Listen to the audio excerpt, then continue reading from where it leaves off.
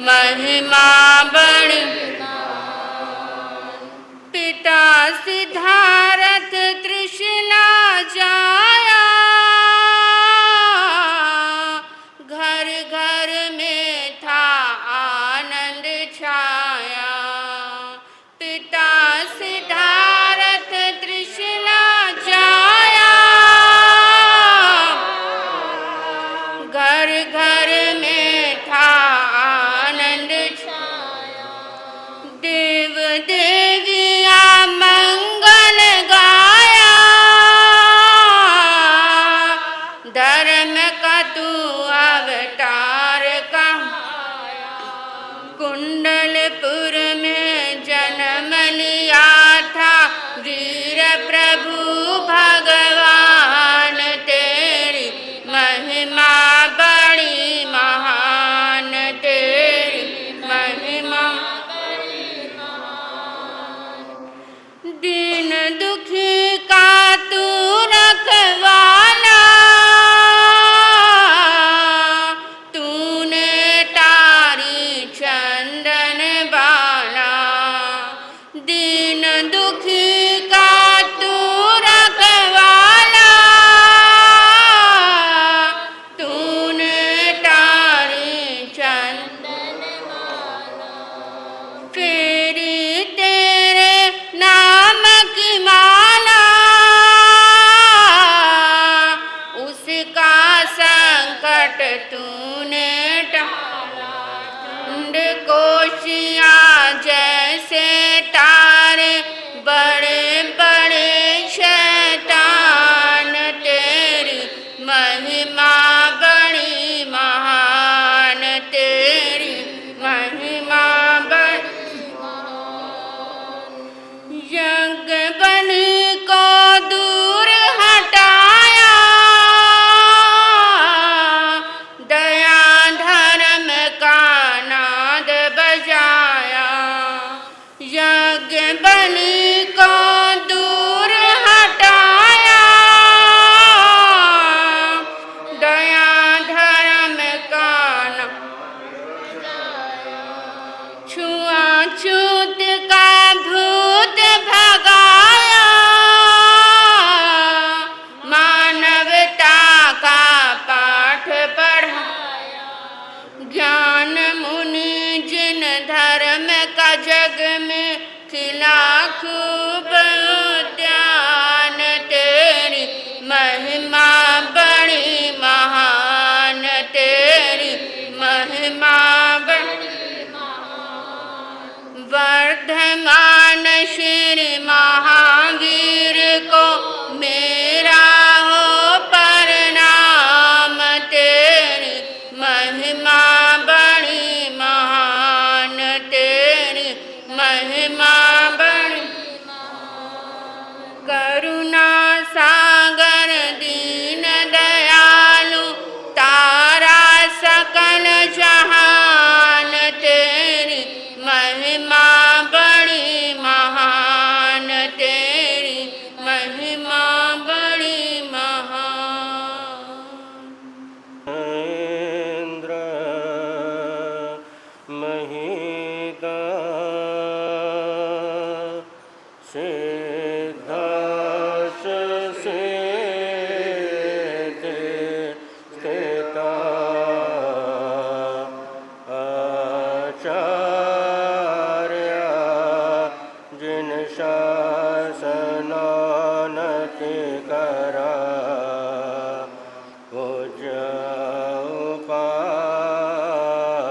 उपाध्यायिका श्री सिद्धांत सुपाठका मुनिवरा।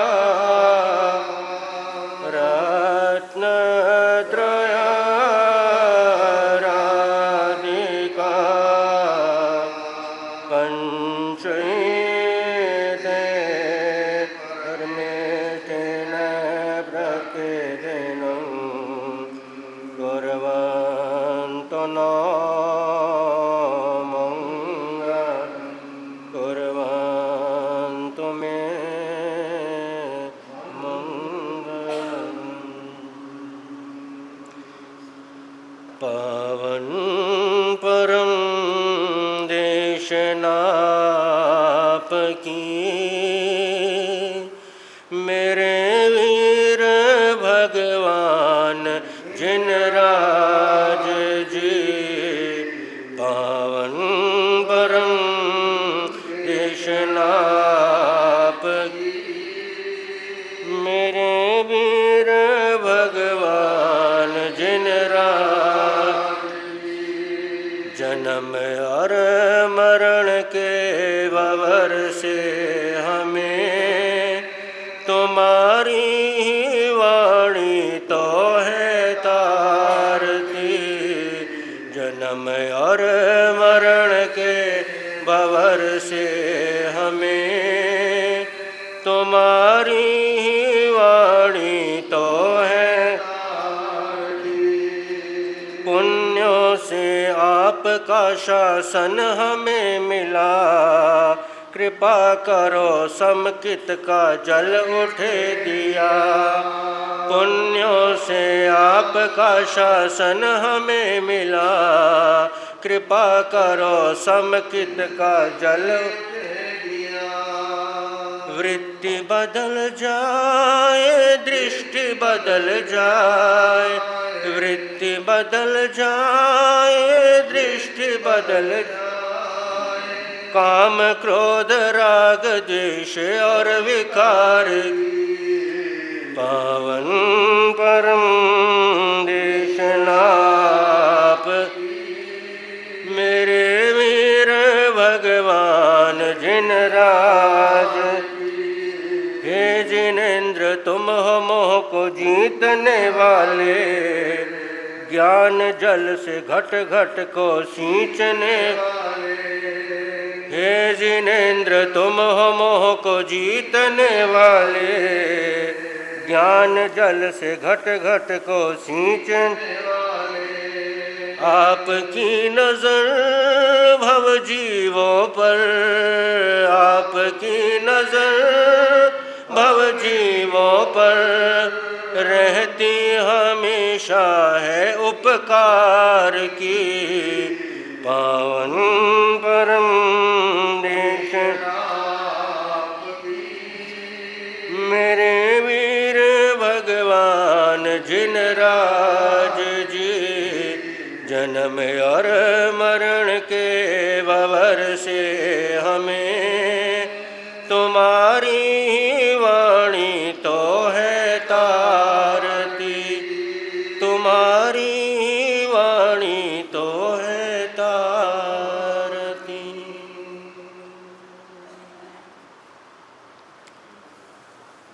परम आदरणीय महाराज श्री, आदरणीय साध्वीवृंद, उपस्थित मेरे आत्मियों, मुमुक्षु आत्माओं, मेरे अनंत उपकारी देवादिदेव भगवान महावीर,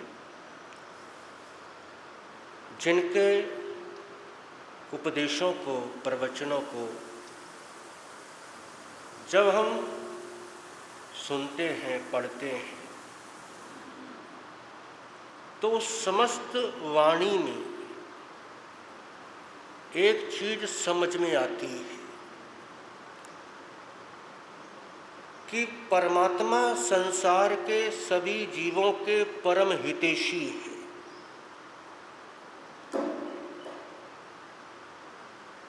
सभी जीवों का हित चाहने वाले हैं और इसीलिए उन्होंने संसार के जीवों को शाश्वत सुख कैसे मिले, अनंत जन्मों से जिस दुख, जिस पीड़ा को हम भोगते आ रहे हैं चारों गतियों में, उस पीड़ा से मुकम्मल निजात, छुटकारा कैसे हो सकता है, ये भगवान ने अपने वचनों में समझाया है। और प्रभु ने इस संसार को अपनी ज्ञान दृष्टि से देखा और जाना, समस्त संसार दुखों का भाजन है, दुख भरे पड़े हैं। अपनी वाणी में भी तो कहा ना, जन्मम दुखम जरा दुखम जीविये मरणानी। जन्म का दुख है, जर्जरित बुढ़ापे का दुख है, रोगों का दुख है। और अगर आप संसार में अगर तलाशने निकल जाओ दुनिया को, तो हर व्यक्ति के मन में कोई ना कोई उथल पुथल मिलेगी, हर व्यक्ति पीड़ित मिलेगा। इसीलिए भगवान ने अपने उपदेशों में इस दुख का वर्णन किया है। अब अगर भगवान दुख का वर्णन कर रहे हैं तो ऐसा नहीं कि भगवान बड़े दुखी हैं, क्योंकि अगर कोई कुशल वैद्य हकीम रोग की चर्चा करता है तो इसका अभिप्राय ये नहीं कि वो रोगी है। रोग की चर्चा का मतलब है वो आपको उस रोग का उपचार बताने बैठा है।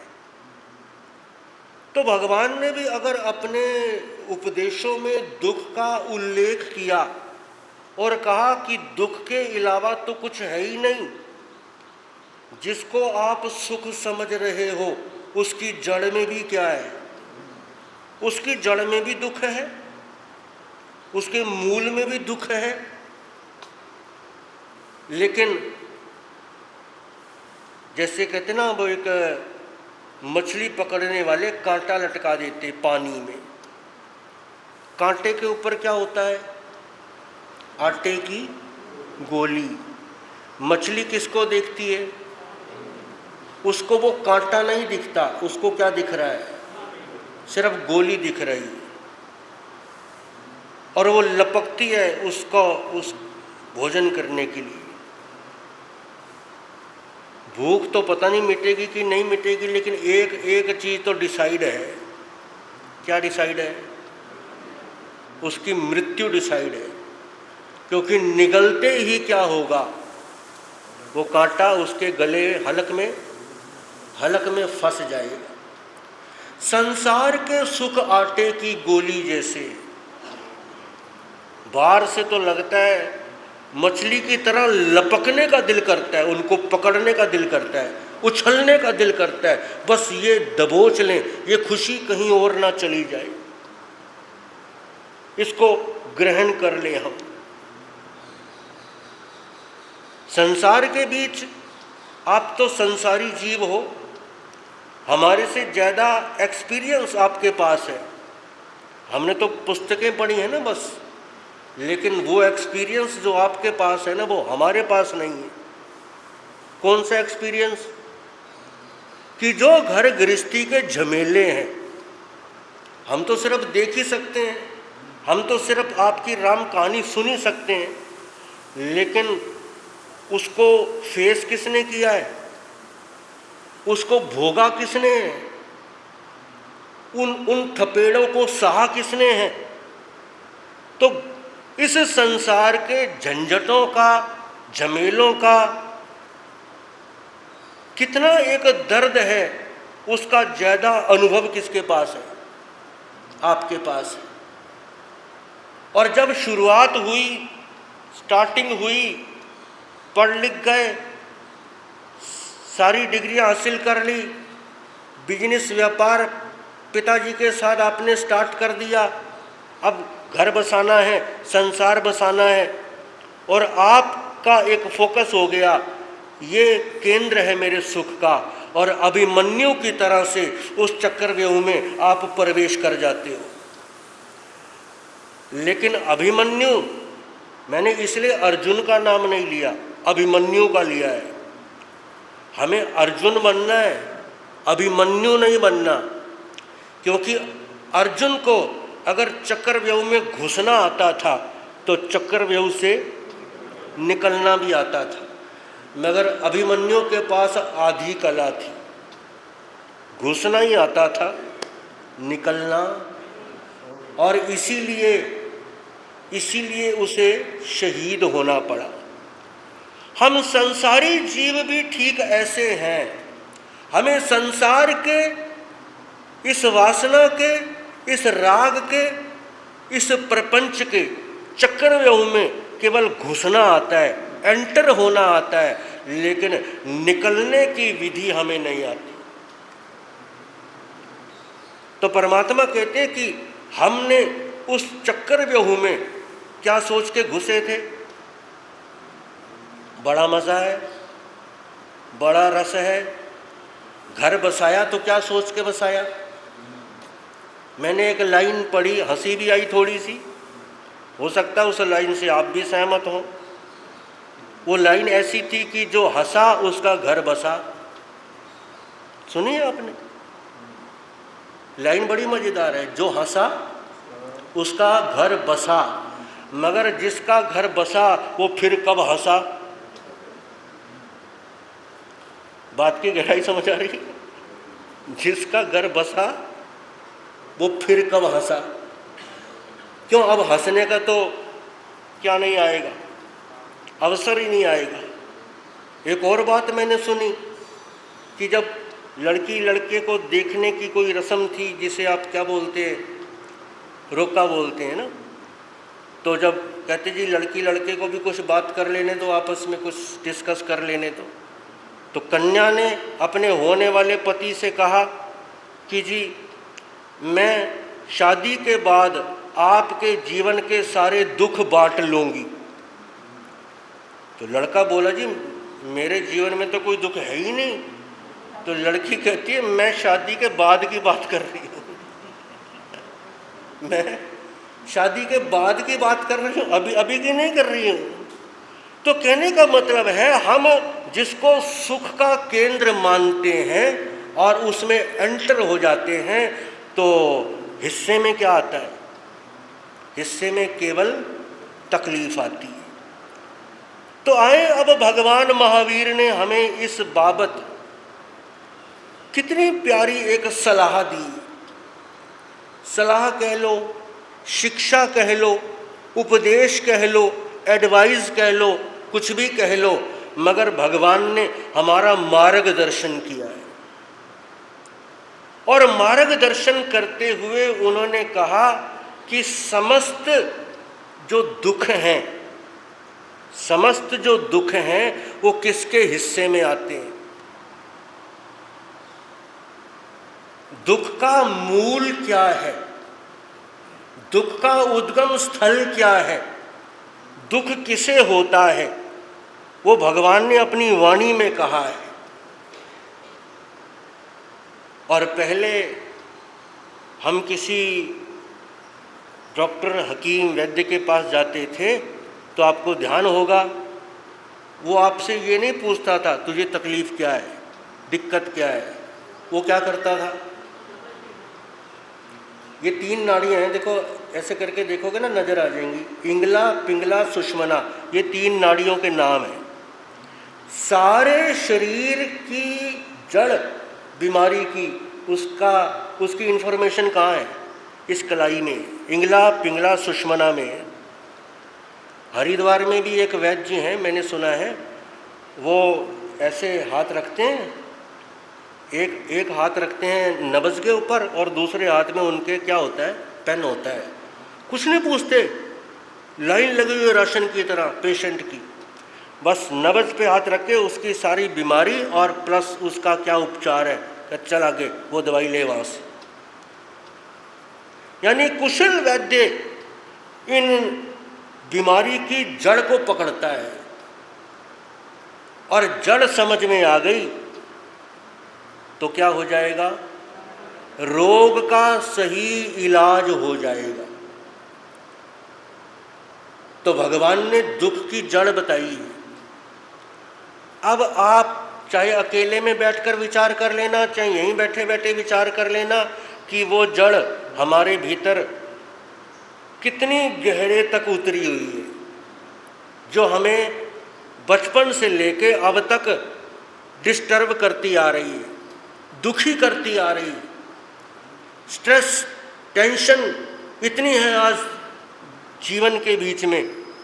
तो भगवान ने कहा आ जाओ उसकी जड़ में चलते हैं। और तुमने अगर वो जड़ काट दी, ये तो गारंटी है, दुखों से क्या हो जाओगे, दुखों से मुक्त हो जाओगे। तो भगवान ने जड़ बताई, नास्ति राग समम दुखम। ये भगवान का बोला हुआ सूत्र है। राग से बड़ा, किससे बड़ा? राग किस किस से है? राग तो समझ रहे हो ना, अटैचमेंट, आकर्षण, किसी चीज को देखकर लालायित हो जाना, मन में उसके लिए एक उत्सुकता पैदा हो जाना, उसको पा लेने की चाहत मन में इस कदर हावी हो जाती दिल दिमाग के ऊपर कि सिवाय उस वस्तु या व्यक्ति के कुछ नजर ही नहीं आता। तो कहते, भगवान कहते सारे दुख की जड़ है ये राग। यहीं से शुरुआत होती है। हमारे जीवन में भी तकलीफों की, समस्याओं की अगर शुरुआत हुई तो कहाँ से हुई? इस राग से हुई। कभी कभी ऐसा भी होता है, कई लोग संतों के पास आते हैं, गुरुदेव अगर आप पहले आ जाते, पहले मिल लेते, पहले आपके प्रवचन सुन लेते तो शायद इस झंझट में ना पड़ते। लेकिन अब तो बड़ी देर हो चुकी है, अब वापसी का रास्ता क्या हो गया है? एक कहावत सुनी आपने, बूर का लड्डू जो खाए, बोलो, वो भी पछताए, और जो ना खाए, सुना है ना? तो जब मैंने एक जगह ये बात बोली ना प्रवचन में, तो लोग तो चले गए। एक नौजवान आया मेरे पास, बोला महाराज जी आपने कहा है कि जो खाए वो भी पछताए, जो ना खाए वो भी पछताए, तो जब पछताना ही है तो फिर क्यों ना खा के पछताओ? दोनों तरफ भी जब पछताना है तो। मैंने कहा बात तो तेरी ठीक है, लेकिन एक बात सुन ध्यान से, जो बिना खाए पछता रहा है, तो ठीक है तूने कहा है कि जो खा रहा है वो भी पछता रहा है, जो नहीं खा रहा, मगर जो बिना खाए पछता रहा है वो लौट सकता है धर्म की दुनिया में, आ सकता है धर्म की दुनिया में। ये सोच के आ सकता है कि चल संसार में तो सुख नहीं मिला तो किधर चलते हैं, किधर चलते हैं? धर्म की शरण में चलते हैं। दुनिया ने अपना नहीं बनाया तो कोई बात नहीं, परमात्मा तो मुझे जरूर अपना लेगा। दुनिया में सुख नहीं मिला तो कोई बात नहीं, धर्म की शरण में क्या मिल जाएगा? सुख मिल जाएगा। आप जानते हो, वैसे तो आपने ये सुना है कि माता सीता अंत में कहाँ समा गई? धरती में समा गई, आपने ऐसा सुना है। लेकिन जैन धर्म पद्म पुराण माता सीता के बाबत क्या कहता है कि माता सीता को रामचंद्र भगवान ने वनवास दे दिया, ठीक है, उसके बाद वो धरती में नहीं समाई, उन्होंने दीक्षा ली थी। ये जैन धर्म की मान्यता है। संयम ग्रहण किया था। उस समय 5 नहीं होते थे, उस समय 4 महाव्रत होते थे, 5 तो भगवान महावीर ने शुरू किए। साधु के साध्वी जीवन के 4 महाव्रतों का पालन किया माता सीता की आत्मा ने। और इस समय 12वें देवलोक का इंद्र है। 26 देवलोक हैं, तो माता सीता कौन है? 12वें देवलोक का इंद्र। अब माता सीता ने दीक्षा क्यों ली? क्यों ली? क्योंकि संसार में देख लिया कहीं पर भी उनको सुख नहीं मिला, नहीं मिला। जिसके साथ पानी ग्रहण किया था उसने भी क्या कर दिया? उसने भी त्याग दिया। तो कोई बात नहीं, संसार में सुख नहीं मिला तो आध्यात्मिक सुख की तलाश में निकल पड़ी वो जीवात्मा, आध्यात्मिक सुख की तलाश में। और इतनी साधुता की चर्या का पालन किया कि छोटा मोटा देवलोक नहीं मिला। कौन सा मिला? 12वां देवलोक। तो मैंने उसको कहा कि संसार ने उसे नहीं अपनाया, लेकिन उसने धर्म को अपना लिया, आत्मा का कार्य साध लिया। लेकिन तुम जिस जंजाल में पड़ गए हो, तुम्हारे लौटने के दरवाजे भी क्या हैं? बंद हैं। दीक्षा लेना भी चाहो ले सकते हो, ले नहीं सकते।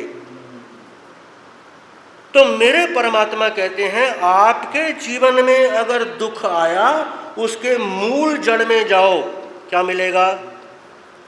आपका राग मिलेगा। आपके दिल ने बड़े सपने संजोए, आपके दिल ने बड़ी हसरतें पाल रखी हैं। टटोल के देख लो, अपने दिल से पूछ के देख लो, कितने सपने हैं आपके ऐसे जो अभी तक पूरे नहीं हुए। मुझे मत बताना, लेकिन वो आपको जरूर पता है कि बहुत से ऐसे सपने, बहुत से ऐसे अरमान हैं जो आपके क्या नहीं हुए, पूरे नहीं हुए। अभी एक और फैक्ट्री डालनी है, ज़मीन लेके रखी है, प्लाट लेके रखा है, लेकिन अभी तक ब्योंत बन नहीं रहा। बस उसी कशमकश में, उसी भागम दौड़ में लग रहे हैं। ये पता नहीं कि अभी ज़िंदगी कितनी बाकी शेष रह गई है, उसी दौड़ में लगे हुए हैं। इतना तो एंजॉय नहीं करते आप जितनी भाग दौड़ करते हैं। सहमत हो? आपने जितना भी धन कमाया है अब तक के जीवन में, उस धन से आप एंजॉय ज़्यादा करते हो या और 2 के 4 करने के चक्कर में भाग दौड़ ज़्यादा करते हो? बताओ। इतनी तपती दोपहरी के बीच में भी पेमेंट लेने अगर जाना पड़ जाए तो आप कहते कोई दिक्कत नहीं, जाऊंगा। भाग दौड़ कर रहे हैं। और ये सब आपको कौन सी चीज भगा रही है? ये आपके मन का वो आकर्षण आपको भगा रहा है। कहीं पर भी आप देखते हैं कि जीवन के बीच में विश्राम नहीं है, कि बस और चाहिए और चाहिए। कभी अपने आप से पूछ के देखो कि भाई तू फुल स्टॉप लगाएगा कहां पर? रे मन, तू रुकेगा कहां पर? तू टिकेगा कहां पर? कोई तो ऐसा पॉइंट बता कि मुझे यहां पर रुकना है। रेड लाइट के ऊपर तो गाड़ी भी रुक जाती है, रेड लाइट, रेड सिग्नल, और वो भी संकेत है कि अगर आप यहाँ नहीं रुके तो उसका क्या खमियाजा भुगतना पड़ेगा। चलान भी होगा। आपके लुधियाना के चलान तो मुझे पता नहीं कैसे हैं, मगर मैंने चंडीगढ़ के चलान सुने, बड़े सॉलिड हैं। कभी रेड बत्ती क्रॉस करके देखना तो पता लग जाएगा। चलान भी हो सकता है, दुर्घटना भी हो सकती है। रेड सिग्नल का मतलब है स्टॉप हियर, यहां रुक जाओ। जिंदगी में कोई रेड सिग्नल आपने डिसाइड किया कि मुझे अब यहां पर जाकर रुक जाना है, भाग रहे हैं आप। और एक लाइन तो मैंने पढ़ी, गजब है कि इंसान कितना विचित्र है। ये इंसान कितना विचित्र है, जो साथ नहीं जाएगा, जो साथ, लाइनों पे ध्यान देना, जो साथ नहीं जाएगा उसे तो जोड़ रहा है, और जो साथ जाएगा उसे छोड़ रहा है। आगे समझ। जो साथ नहीं जाएगा उसको तो क्या कर रहा है? जोड़ रहा है। जोड़ा हुआ किसके काम आएगा? बोलो बोलो, किसके काम आएगा?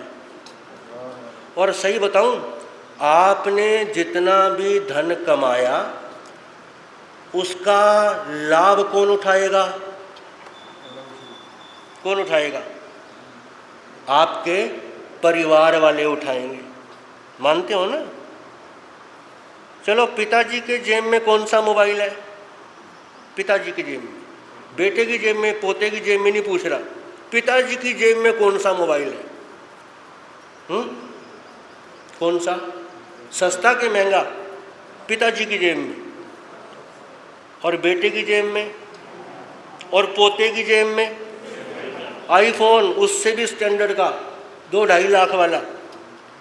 तो इतना आपने जो मगज मारी, दौड़ धूप करी, तो उस धन का ज़्यादा मजा कौन ले रहा है? आप या बेटा या पोता? कौन ले रहा है? आपको कुछ नहीं मिलेगा। आप तो बस भागो भागो।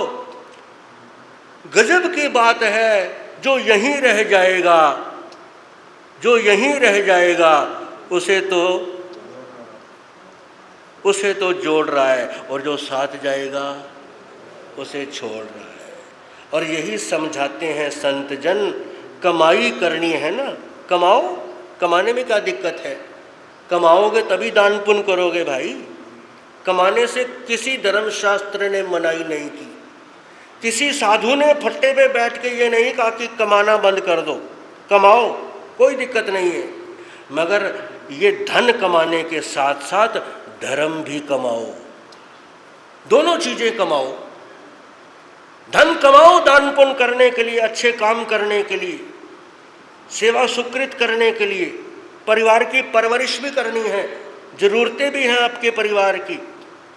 आप परिवार के मुखिया हो, रेस्पॉन्सिबिलिटी है आपकी, जिम्मेदारी है आपकी कि आपने अगर परिवार बनाया है तो उसकी हर जरूरत को पूरा करना आपकी क्या है, आपकी एक जिम्मेदारी है। उस जिम्मेदारी से मत भागो, धन कमाओ, लेकिन धन कमाने के साथ साथ धर्म भी कमाओ। परिवार के लिए इतना कमाया, कभी सोचा खुद के लिए कितना कमाया? तो ये पंक्तियां हैं, धर्म की पूंजी कमा लो काम आएगी, धर्म की पूंजी कमा लो काम आएगी। ये कमाई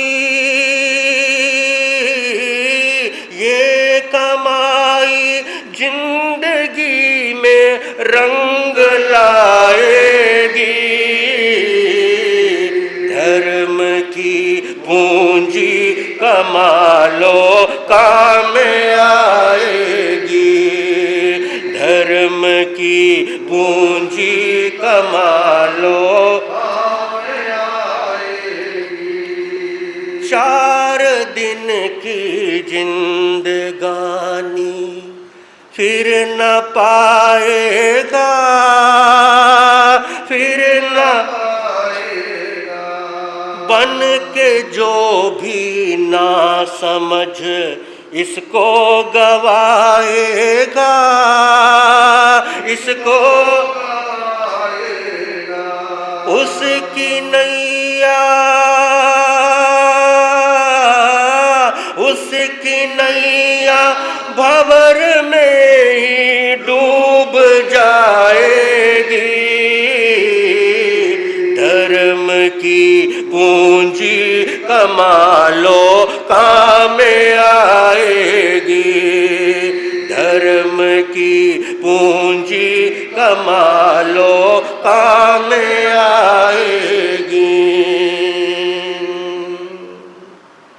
लोग कहते हैं धर्म परलोक का साथी।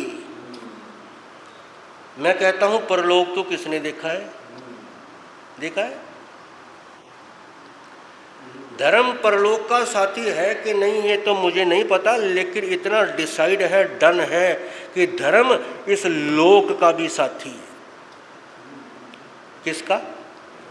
इस जीवन का भी साथी है धर्म।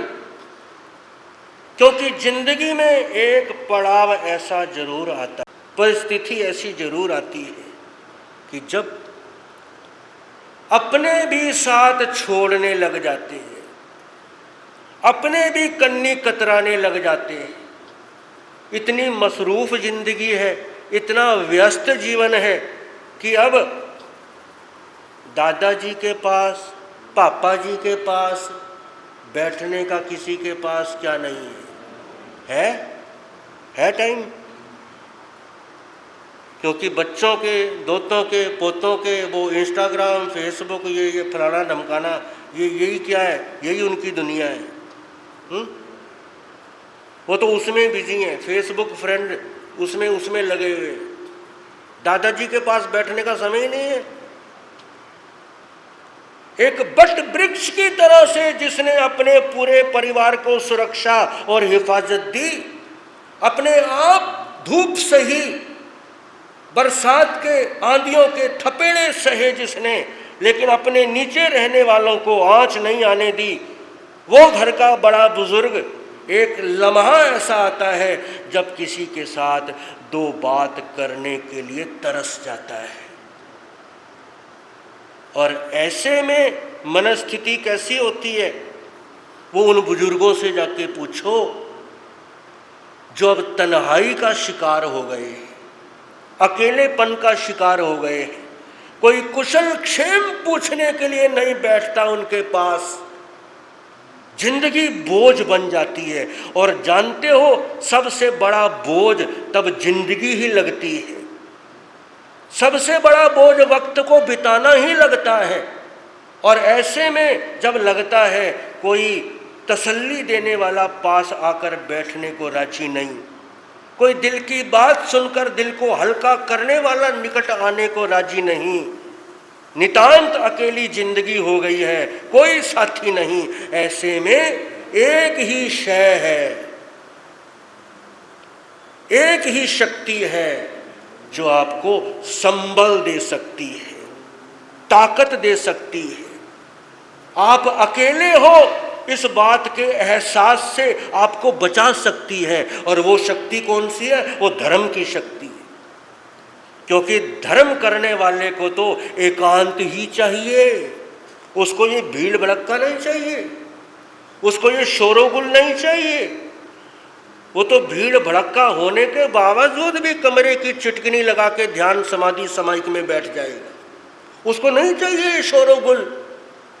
तो धर्म तो अकेलेपन का साथी है। जब कोई नहीं आएगा साथ में तब कौन आकर खड़ा होता है? तब धर्म खड़ा होता है। तो जिसने समय रहते, वक्त रहते उस राग से अपना संबंध तोड़ दिया, क्योंकि जब तक राग रहेगा ना, कंप्लेंट रहेगी, शिकायत रहेगी। शिकायत होती है ना, आज फैमिली से कंप्लेंट है, नूह से, टी से, बेटे से, बच्चों से, सबको। आप सबको क्या है? क्या है? शिकायत है। मन्नू पुछदा ही नहीं, पुत्र मन्नू नहीं पुछता, धी जवाई मन्नू नहीं पुछते। कंप्लेंट है। क्यों कंप्लेंट है?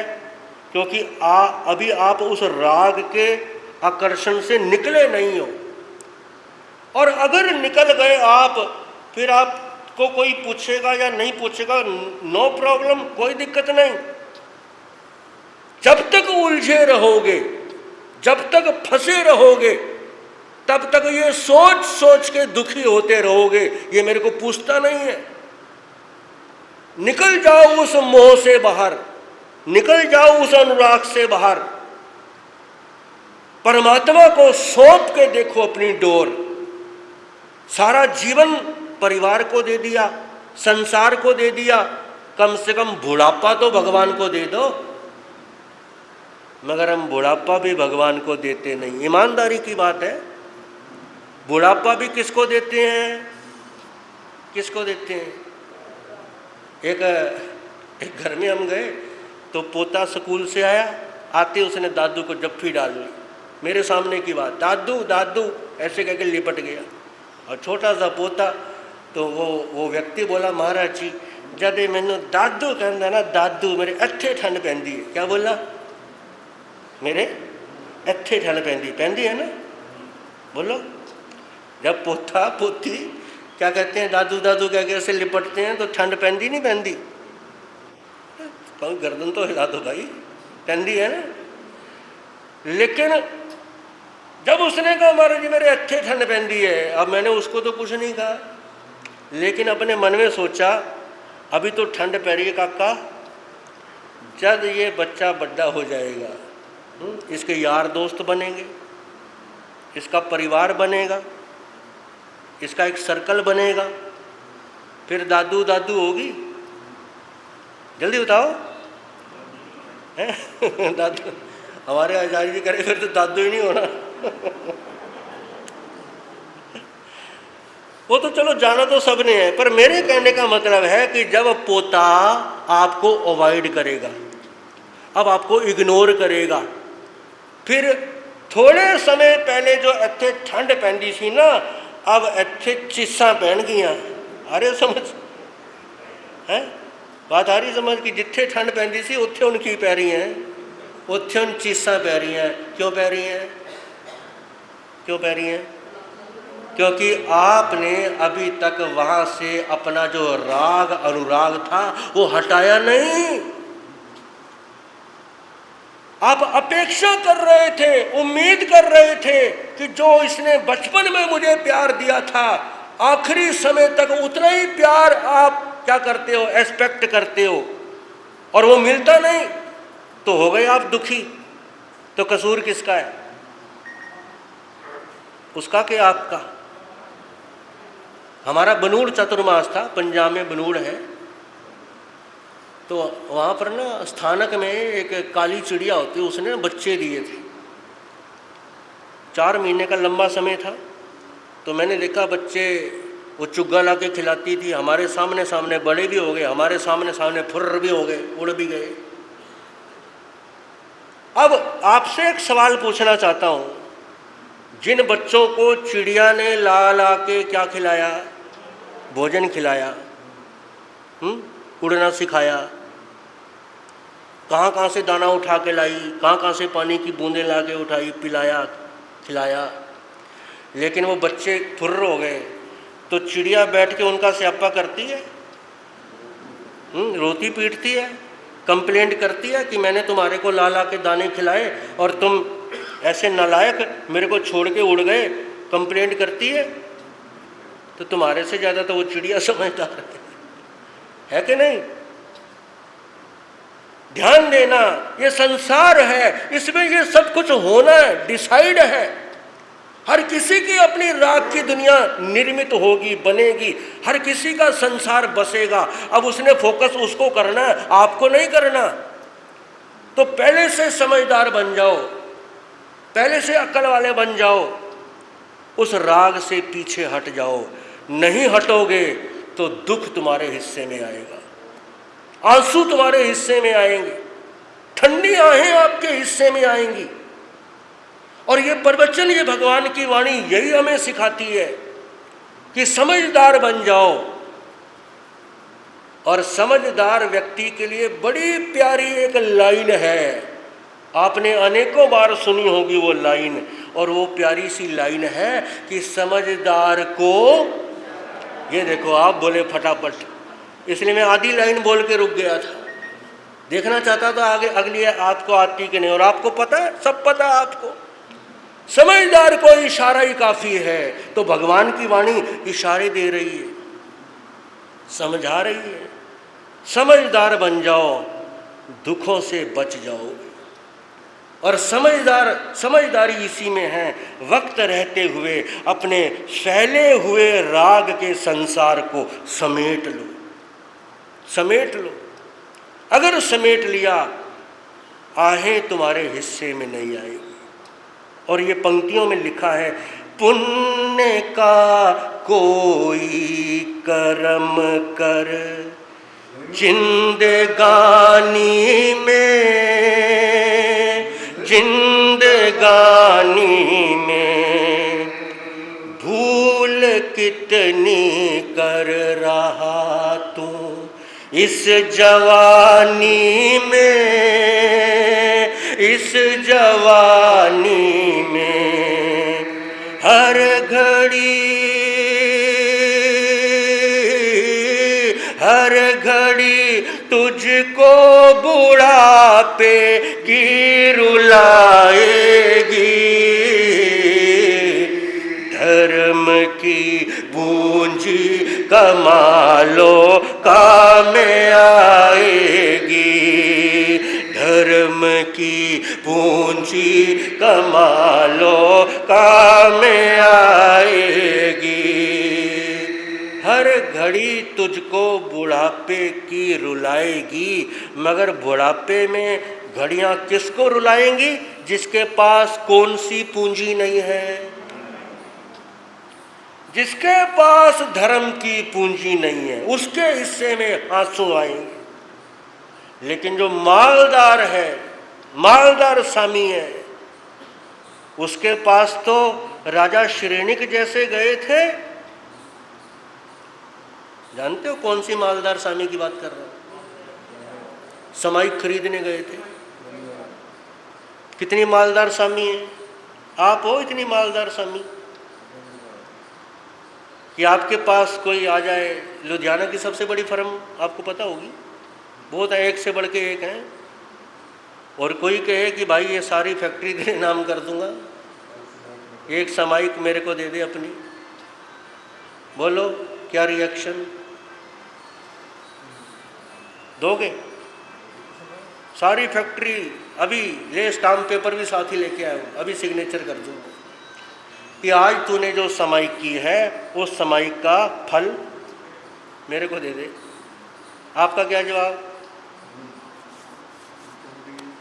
आप कहोगे एक जिंदगी में जितनी भी करी सारी ले ले, सारी ले ले, और ये कर सिग्नेचर, ये लास्ट स्टाम्प पेपर फटाफट। हम अभी वो मालदार स्वामी नहीं बने। धर्म की पूंजी की कीमत जब आपको समझ आ जाएगी तब इतना आनंद आ जाएगा अंदर, इतनी मस्ती आ जाएगी अंदर कि जब भगवान मेरे पास हैं, मेरे परमात्मा मेरे पास हैं, मुझे किसी की जरूरत नहीं है। अकेले में बैठकर प्रभु के गुणों का चिंतन हम कर रहे हैं, प्रभु जैसा बनना है। संसार में तो बहुत उलझ के देख लिया, हर संसार का क्रियाकलाप, राग रंग, जो भी कुछ दुनिया में है सब करके देख लिया। भोजन करने के बाद भी तो रज जाते हो ना, और आप तुन्न हो गए, यानी किसी पार्टी में गए, बड़ा अच्छा खा लिया, स्वीट डिश जितनी भी वहाँ मिठाइयाँ थी सब खा ली और यहाँ तक आ गया, और उसके बाद अगर कोई कहे भाई साहब एक जलेबी और खा लो, और यहाँ तक आया हुआ है, खाओगे? आप क्या कर दोगे? भाई अब क्या नहीं है, वहाँ रज गए थे मगर संसार से कब रजोगे? कब रजोगे? सब कुछ तो कर लिया है, क्या करना बाकी रह गया है? सब कुछ तो कर लिया है, मगर पूछना अपने मन से, रे पापी मन, तू रजेगा कब? तू थकेगा कब? अभी तक इतनी जिंदगी हो गई तो अभी तक भाग रहा है, तो रुकेगा कब? अपने आप से पूछना। और इसीलिए हम नहीं रुक पा रहे, क्योंकि अभी तक अनुराग मन में क्या है, चाहे वो धन का राग है, चाहे वो तन का राग है, परिवार का राग है। 5 तरह की रतियां बताई ना। रति का मतलब है रत हो जाना। रति का क्या मतलब है? रत होने का मतलब डूब जाना, टोटली इन्वॉल्वमेंट, उसी में उलझ जाना, उसी में रच पच जाना, उसका नाम है रति। तो कहते हैं धन की रति है, भोजन की रति है, परिवार की रति है, शरीर की रति है, विषय विकारों की रति है। 5 रतियां हैं, और टोटल जीवन का अवलोकन करके देख लेना, बस इन्हीं चीजों में रचते पचते उलझते आ रहे हैं, और अभी तक रजे नहीं है, रजे नहीं है अभी तक, यानी अभी तक विरक्त नहीं हुए हम, और इसीलिए अभी तक मन में उधेड़ बुन है। अगर किसी व्यक्ति से ये बात कही जाए कि भाई कथा में भी आ जाया करो, है ना, तो क्या कहता है? भाई व्यस्त बहुत हूँ। क्या हूँ? व्यस्त। और ध्यान देना, जो ये कहता है मैं व्यस्त बहुत हूँ, वो व्यस्त नहीं है, वो अस्त व्यस्त है। अस्त व्यस्त का मतलब बस उलझा ही हुआ है, वो अस्त व्यस्त है। आप व्यस्त नहीं हो, आप क्या हो? अस्त व्यस्त हो। तो जब तक राग से जुड़े रहोगे अस्त व्यस्त रहोगे। धर्म की पूंजी कौन सी कमानी थी, उस तरफ हमारा क्या नहीं गया, ध्यान ही नहीं गया। और इसीलिए संतजन, भगवान की वाणी ये कहती है कि अब तो उम्र का वो पड़ाव आ गया भाई, अब तो क्या कर, वो यहां लिखा है, आ जरा सत्संग में, आ जरा सत्संग में, भजन कर ले तू, भजन कर ले, ज्ञान के इन मोतियों से झोली भर ले तो, झोली भर पार तुझको, पार तुझको नाम की नैया लगाएगी,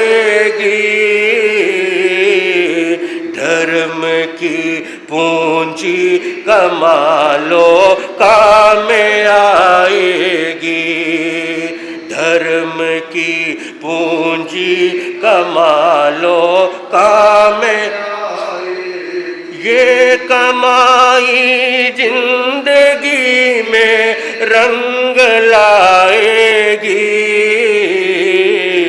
धर्म की पूंजी कमा लो काम आएगी। यही पूंजी है जो हमारे काम आएगी। और जिसने इस धर्म को धारण कर लिया उसके पास इतनी बड़ी ऑप्शन कि एक सम्राट कहता है मेरे मगध का राज्य ले ले, मेरा ये सारे खजाने का धन ले ले, सब कुछ ले ले, मगर एक सामायिक दे दे। मगर वो इतना बड़ा व्यक्ति है, इतना खुशहाल व्यक्ति है, इतना संपन्न व्यक्ति है, वो कहता है मुझे ये जो तेरा राजपाट, ये तेरा खजाना है ना, इससे भी बड़ी पूंजी लेके मैं बैठा हूँ। और जब आपको इस बात का आभास हो जाएगा कि मेरे जीवन की एक सामायिक बड़े बड़े पूंजीपतियों के पास उसका मूल्य नहीं है, जब ये चीज़ आप रियलाइज कर लोगे, सुनी सुनाई बात नहीं, उसको रियलाइज यानी उसको महसूस कर लोगे, तो उसके बाद आपको लगेगा मेरे मन में, मेरे जीवन में एक आनंद है, एक मस्ती है, एक शांति है। और वो मस्ती, वो शांति, उसका कोई क्या नहीं है, कोई मूल्य नहीं है। बड़े बड़े घरों में, परिवारों में, धनपतियों के पास आपको पूंजी तो मिल जाएगी मगर शांति नहीं मिलेगी, मस्ती नहीं मिलेगी। अक्सर लोग आकर एक बात कहते हैं, गुरुजी आपकी कृपा से किसी चीज़ की कमी नहीं, आपकी कृपा से भगवान का दिया सब कुछ है, बस घर में क्या नहीं है, क्या नहीं है। तो इसका मतलब है इतना सब कुछ पाने के बाद भी आपको कुछ अखर रहा है, कुछ खालीपन लग रहा है, और इसलिए कह रहे हो ये सब चीज़ें होने के बावजूद भी मन की खुशी नहीं है। और अगर मन की खुशी नहीं है तो आपको लगता है ये सब चीज़ें बेकार हैं। तो धर्म क्या देता है? मन की खुशी देता है, मन को ताकत देता है, संबल देता है। तो चलिए, आज की बात थी कि राग का नास्ति राग समम दुखम, की राग से बड़ा कोई दुख नहीं। आज तो मैंने दुख की बातें करी, कल सुख की बातें करूँगा कि सबसे बड़ा सुख किसमें है।